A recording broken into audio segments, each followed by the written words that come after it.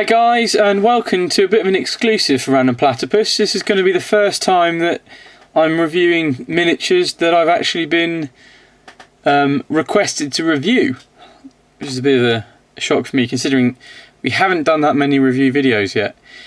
This is really on the back of the fact that I came across a company on Facebook through, I can't remember whether it's Facebook suggested it to me or my friends liked it. You know, I came across it, I liked the page. It turns out they were sort of, after a few days after I'd found them, they were going to be launching a Kickstarter. So I did a little introducing piece on the Random Platypus forum, which you can find there, and I shared that with the company just to make sure I hadn't said anything, like, you know, as you do. I've just done a little review on your company, and they said, right, here's some figures, give them a review and then offer them out as prizes. So after this video, I shall do a couple of competition vids where you've got the chance to win some of the figures that I'm going to be reviewing. So first off, you want to know a bit more about the company. Well, that's fine. I can tell you a bit more about that. Some of the information is already a little bit in front of you. It's a game by Megaton Games, so they're the company. The game itself is called Armoured Syndicate. I shall just read you the blurb of their website because it's probably easier that I do that than try and translate it. Armoured Syndicate is a 32mm scale miniatures-based tabletop game that uses intricately sculpted resin figures as playing pieces on a gaming board with scale scenery around which the game is played. Armoured Syndicate is a micro-skirmish game. That means it requires very few models to play, but the details of those characters and how they are used are very important. The Armoured Syndicate backstory is all about big business and the power of wealth, so it's reflected in the game itself. Everything on the game table, from giant mechs to ammo crates to human characters, has an asset value, and all the characters you employ need to be paid salary during the game to keep them loyal to you. In order to win, you must manage your cash flow as carefully as you manage the movement and combat the models on the table. To win, you must simply end the game with a higher total asset value than your opponent. Destroying their assets with military force will work, but stealing their assets and bribing their characters to switch sides works better. The game will be released as a beta test set of rules in 2016 as part of our Phase 1 Kickstarter campaign, of which this is it, guys.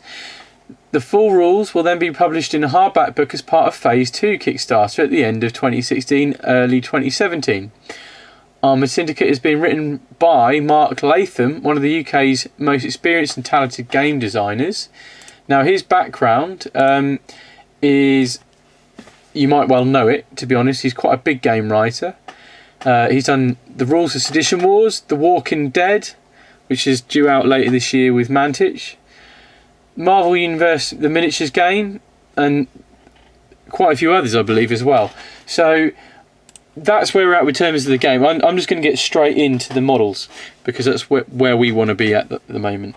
As things stand, they have two factions that are sort of involved in the Kickstarter. You've got the Corporation, which is or the Corporation style miniatures, which I think have got a faction name. I'm just going to, sorry if you can hear me scrolling. Yeah, the Dromeda Corporation, so they're global megacorp.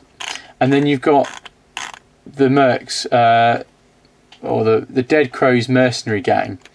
So I'll start with the Dead Crows because that's who we've got 3 miniatures for. I've got 4 miniatures in total. So we'll start off with Jose the Slug Sanchez. And I shall try and get his information up in a second. I'm just going to move the camera, so sorry if anybody gets any kind of sudden motion sickness. It's just that you can see some of these things a little bit better. Right, so here we go. This is the first figure. Quite tasty. I really quite like the casting on these. Just to cover it very briefly, the casting is done by Prodos. I know some people have issue with Prodos at the moment. That's fine. Not here to tell you you're wrong, not here to tell anybody they're right. This is just purely for reviewing the figures and telling you they're out there.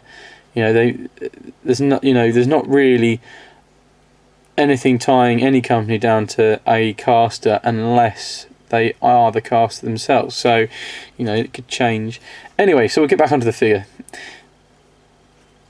The knife, I believe, sits in the little socket on his back there, and this is a power arm that holds the rifle here. Now I'll give you a little bit of the backstory in him whilst you sort of drool over how good that is in terms of the casting and things and the sculpting. It's digitally sculpted, but I just think some of the textures on the clothing, like the drapery, is really, really nice. Okay, so let's have a look. His role in the game is an anti-mech sniper. Jose spent most of his years as a scout sniper on the US military, or in the US military, before being discharged after losing his arm to a rogue mech. He now uses his heavy lift prosthetic arm to allow him to use a massive 20mm anti-material rifle in his mercenary role. So his game skills are long-range shots against mechs and bots. Well, I think you can pretty see that there with that big gun. He's going to be able to take some stuff down at range. Now, I'll put some scale shots up at the end of this vid, along with a montage of various pictures from Megaton Games and Armoured Syndicate, just to flash through to give you a bit more flavour. I will be holding him up against the other figures, so you can see sort of scale between the figures as well, towards the end or as I go through them. But this guy is a bit bigger and a bit bulkier. He's designed to be, he's ex-military, holds a big heavy weapon, so he's going to have to be a bit big, even though he's got this prosthetic arm. So he's a little larger, and I quite like him, I have to admit. Right, so on to El Loco, which his role, apparently according to the boxes, is a mech hunter. So I shall bring him in here. I'm just going to move this out of the way so this focuses a little bit better. Yeah, there you go. I'm not sure if you can see it particularly well, but his head is actually covered up. He's either, something like a balaclava. Again, and you might be able to see that there's a little groove here. And on first viewing, you might be mistaken in thinking, oh, it's a bubble or something, but actually it's not. It's where this hand rests on the inside of his thigh. The sword will eventually end up sitting across his shoulder. Again, the sculpting on this is really, really nice. That's also why there's the indentation on the back of his head for the sword to rest against. So now looking at scale wise, again, this isn't going to be easy because it's on a camera and the perspective, but if I try to get them somewhat together, there you go. So you can kind of see crouching down, so when he stood up he may be around the same height or a little shorter, but he's definitely more agile looking, a bit slimmer, more athletic rather than muscly. So again, I quite like him. There is some backstory again for him, and I shall try and rattle through that quickly. We've already done the mech hunt a bit. Little is known about Sam's past, but he's believed to be ex-Special Forces. His nickname has been earned by his irrational and foolhardy tendency to leap on enemy mechs and dismember them with his industrial plasma cutter blade. His game skills are close combat against enemy mechs. Fantastic. So you can tell he's going to slice them up. Right, so the last one for the Dead Crows, and what a name for a gang that is, actually really has two pieces to it, and again you'll see this better in the images that I'll add to the end of this video. Let's try and move these out of the way. So I shall read out to you about her. Now, she's Maria the Crow Chavez, and her little bot, which is, you can see the legs here and the body there, it's called Chico, and Maria survived the Andromeda attack at the White Sands power plant and is out for revenge, assisted by her faithful service bot Chico. So her game skills are basically around remotely hacking and seizing enemy mechs and bots. So again, you can kind of see that she's not heavily armed or armoured particularly. She's got a handkerchief or a bandana across her face. Again, she's a bit bandito style almost. A little bit quite a relaxed pose with the gun. Yeah, you can see there. Again, the casting's really crisp. Can't really complain. There's little tiny bits, as you can see down there, of of flash, but it's like tiny, that's going to be coming off with your fingers more or less. Nothing heavy in there at all. And with all of these, I really struggle to find anything in terms of a massive amount of mould lines. It's just quite unbelievable, really, to a certain extent. Right, so that's the mercenary gang done. This piece is one of the Dromedar Corps mechs, and it's going to be, you're going to have to use your imagination, and again wait for the pictures at the end to really see what it looks like built, because it comes in a few parts, which again some people like because it means a little bit more posability. Other people's prefer to have a solid piece, but I just like these. These are what I would be looking to get, because I think they would fit quite a few different sci-fi settings depending on what you're looking for. So this is a suit mech. Now this one is an enforcer. His game skills, I'm just having a look. Well, he's called an enforcer on one hand, and then on another he's called a negotiator. Well, by going by the fluff, it's the same thing. So let me have a look. The 8-foot tall suits are one of Dromedar Corps' most feared tools. Covered with energy-absorbing armour plate, they are silent, ruthless, and almost unstoppable. Game skills: Ruthless Negotiator equipped with a dual-function stun armour piercing pistol. Right. Okay. So what I want to do really is have a look for. Just try and think. I'm going to read you the first paragraph off their website in terms of the fluff, because I think that helps a little bit more. But anyhow, as you can see, we've got a body here. It's quite slim in terms of mechs. He's not big and bulky. I like that. There's a kind of element of sophistication to these, and they are tall. And as you can see, that's, look.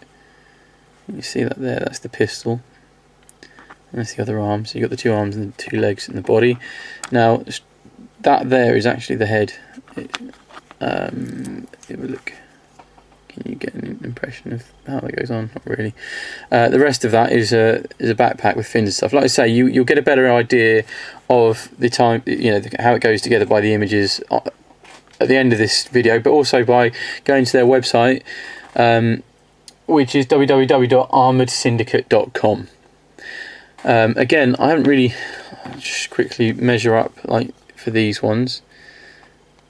She's a bit smaller by about a head, but again, the guy she's up against is a big guy. That's the idea. And to give you an idea of how big the robots are going to be, or the mechs, that leg there is up against his standing foot, so it'll come up to about his waist, at least, just above his hips. So as you can see, it's going to be pretty tall, because the torso to it is quite big as well. So they're the figures that you'll have a chance to win. So there's 4 here. I might run 4 small quick competitions, or I might run 2 where you can get a chance to win 2 of the figures. I'll just quickly run through this again, just the first paragraph, so you get an idea of the flavour of the game. This is the Armoured Syndicate world. As the world government's grip on power weakened against public unrest, climate change and the increasing scarceness of natural resources, so the power of the corporations grew by equal measure. Slowly, methodically, and with an agenda that no one really saw until it was too late, the corporations took control. The megacorporations have spent nearly a century buying up advanced military subcontractors, buying land, taking control of social media and news outlets, until one day there was a dawning realisation that the governments could no longer control the corporations. The drones, the mechs, the advanced hardware used by the world's military forces was all made, programmed and controlled by the corporations. The populace got all its information from the news and web feeds that are owned by the corporations. The corporations are now in control, and it was business, not democracy or politics, that would now shape the world. So this is particularly set in the western US and along the Mexican border, largely now desert and abandoned settlements due to global warming. and the fight for resources begins to escalate into a state of civil war. I advise you to go and look at the website. They have this brilliant little comic which kind of illustrates the situation. You have these guys, these mercenary gangs, these prospector gangs that are, or groups that are in the desert, sort of trying to prospect for these resources, and as soon as they find some, and the corporations get wind, they send in these mechs, which, you know, it's a bit ironic they're called negotiators, because if you read the comic, basically they're not really, the prospectors aren't really given much choice. You either sell up for the price that is being dictated to you, or you get killed. So, you know, that's the options. You have to fight them or sell to them. Again, it's quite a fun sounding setting. There's some really nice artwork. I shall just flash this in front of you. Let's just see if I can get this. So again, this is like a post-apocalyptic kind of bar workshop kind of thing, and you've got things like solar panels and satellite dishes and all sorts.